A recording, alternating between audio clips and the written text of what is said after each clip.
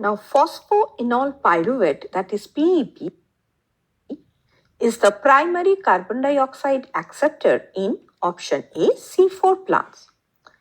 In C4 plants, PEP is the primary acceptor of carbon dioxide, and this occurs in the mesophyll cells where PEP combines with carbon dioxide in a reaction which is catalyzed by PEP carboxylase, forming oxaloacetic acid, that is OAA.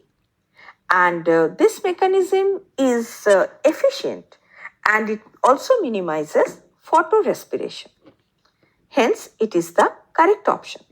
Option B, C2 plants. It is incorrect because the term C2 plants refers to plants that undergo photorespiration, where glycolate is the significant intermediate, but PEP is not involved as the primary carbon dioxide acceptor.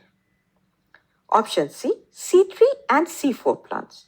It is also incorrect because in the C3 plants, ribulose 1,5-biphosphate, that is RUBP, is the primary carbon dioxide acceptor and not PEP.